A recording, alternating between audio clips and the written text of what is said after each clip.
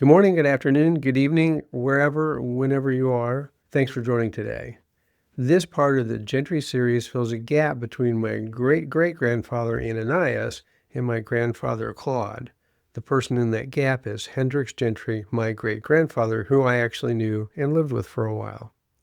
If you've been watching this series, you know that Claude Gentry was the boy from Shawnee, Oklahoma, who grew up to participate in the beginning of the space age. Ananias Gentry was a Confederate soldier who survived 4 years of war on the losing side. Ananias eventually moved to Oklahoma and farmed that unforgiving land, raising and supporting his family, including today's subject, Hendrix, all while carrying the internal and external scars of the lost war. We're fortunate that Claude's written memories say a lot about his dad, and if it weren't for that and some family lore, we really wouldn't know much about it. It turns out he's an important figure in our family tree as well. My mom, sister, and I lived with Hendrix for a while when my father was stationed in Alaska during the Cold War. I remember him as a kind, patient, and still vibrant man. And since I was maybe 5 years old, those memories are few, but they're cherished. In his 85 years, writ large across these generations. He deserves to be remembered for his work ethic, grit, tenacity, love of God and family. These things saw him through World War I. Now, he was not a soldier. He was here in America. The loss of a career because of a railroad strike, the Great Depression in World War II. Yet he always found a way to provide for his family, no matter what obstacles were in front of him. This is the story of a man who may not have gotten where he wanted to go, but always ended up where he needed to be. His life is an example that reverberates through generations. He took the baton from his dad and passed it to his son, who passed it to his family. So let's get into his life. Hendrix Gentry was born around 1866 in Jackson County, Alabama, into a family that was by any measure in a sad post-war state. His father, Ananias, the Confederate veteran, and I'll include a link to the video I did about him somewhere around here, had come home from 4 years of war to Jackson County, Alabama, and that's the county that had been the jumping-off point of General William Tecumseh's March to the Sea. Hendrix's grandmother, a woman who Claude called Little Granny, used to tell her grandchildren that the Yankees came through taking everything they could find, cattle, equipment, household items. The list was endless, anything that wasn't nailed down and sometimes things that were. Little Granny and her young children actually hid their only milk cow in the attic of the house to keep soldiers from taking her too. But that's the kind of desperation that lived in family memory when Hendrix was born. What the family held on to generation after generation was a story of loyalty. Family research traces my Gentry line back to two brothers, Nicholas and Samuel Gentry, who came to Virginia in 1677 as paid soldiers of the Crown. They were sent to help put down Bacon's Rebellion. That's the conflict that historians now call America's first rebellion. But the fighting was over before they even landed. King Charles wanted to turn loyal soldiers into loyal colonists, so he eventually gave them their discharge, land, and told them to stay, and so they did. And here's the irony that the family is quite proud of. Nicholas's own grandchildren, our direct ancestors, grew up to fight in that Revolutionary War against the very crown that had planted that family, our family, in America in the first place. One even witnessed England's surrender. 2 generations later, their descendants put on Confederate gray. And to be fair, another branch of the Gentry family put on Union blue. 2 generations after that, Hendrix found himself caught in a fight of a very different kind, but one that also came down to a question of loyalty, and it would cost him more than he ever admitted to anyone. And there's more on that later. In the meantime, sometime before 1900, or maybe shortly after, the Gentrys did what thousands of families across the exhausted post-war South did. They went looking for a fresh start somewhere else. For a lot of Alabama and Tennessee farm families in that era, that meant one place above all others, the newly opened Indian and Oklahoma territories, land that had been forced open to non-indigenous settlement by a series of land runs that started in 1889. Now, Oklahoma wouldn't become a state until 1907. But when the Gentrys arrived, they weren't moving to an old place. They were moving to a place that was still, in a very real sense, being invented. The Gentry family landed in Shawnee, Oklahoma, and Shawnee was exactly the kind of place a man with nothing but his hands could reinvent himself. The town had grown from about 350 people in 1894 to something like 25,000 by the time Hendrix's first son was born in 1913. Doubling and redoubling left the whole place feeling under construction and full of opportunities. Main Street and Beard Street were paved brick, which was quite metropolitan for a town in Oklahoma in that era. The side streets, though, like Eden Street, where Hendrix would eventually raise his family, was dirt. Of course, mud in the wet muds and choking dust in the dry ones.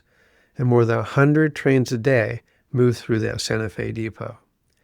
Cotton bales lined Main Street on market days. It was a rough, fast, hardworking town built around the railroad.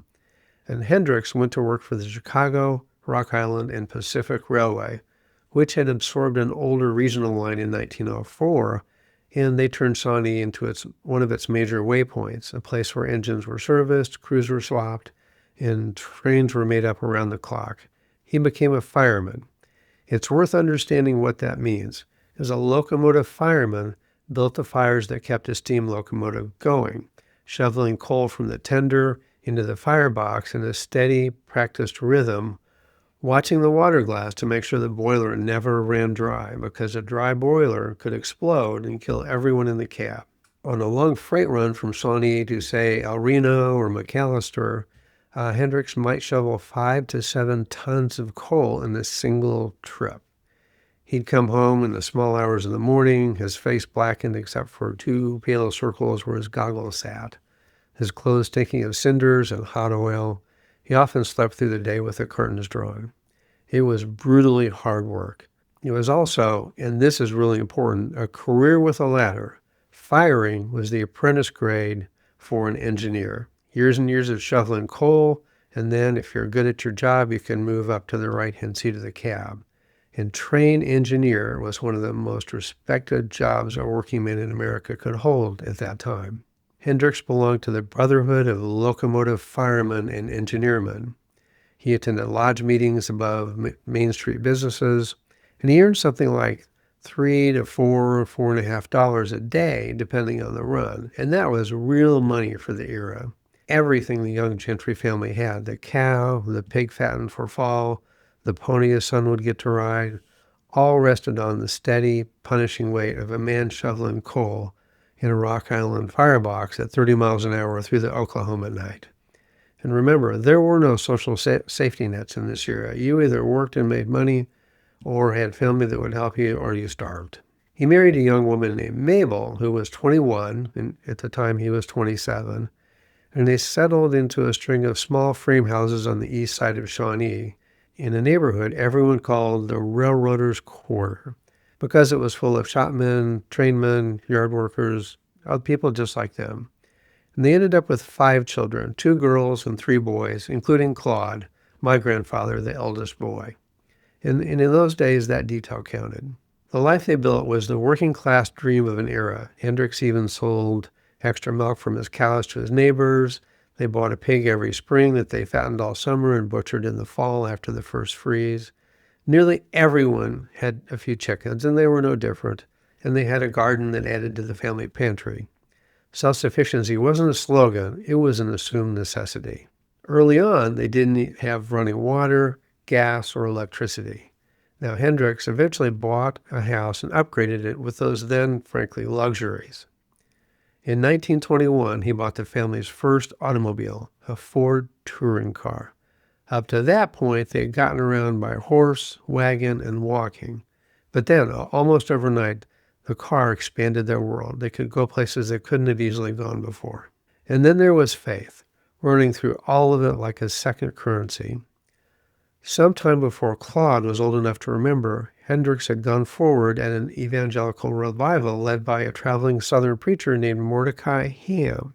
The same Mordecai Ham who a decade later in Charlotte, North Carolina, would preach the sermon that brought a teenage Billy Graham to faith. And here's a sidebar. It's amazing how connected our world really is, because my mom, Hendrix's granddaughter, later volunteered in the choir at some of Billy Graham's revivals. Fun fact. Every Sunday, Hendrix packed the fort against any reasonable capacity, picking up extended family and friends along the way. And he took them to a little Baptist tabernacle on the southwest side of town. It had sawdust on the floor, and the crude benches would tip backwards if kids fidgeted too much. And religion wasn't just a Sunday thing. It was table grace, evening prayers, and that quiet, constant assumption that the Lord was watching you and your behavior should reflect that. By the time the First World War arrived in 1917, Hendrix was prospering. He was doing well with bright prospects for the future. He had a trade, a family, and a little patch of Oklahoma dirt that was his home. Now, he didn't go to war himself, and whether it was because of his age or because railroad work was considered essential to the war effort is lost to history. But what Claude did remember at 3 or 4 years old was standing at the Santa Fe depot watching soldiers lean out of window trains to take cookies from mother's hands, and the quiet, unspoken fear running through the family that his own father might be next.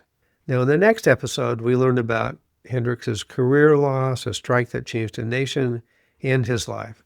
And there will be a link to that around here somewhere. Thanks for watching.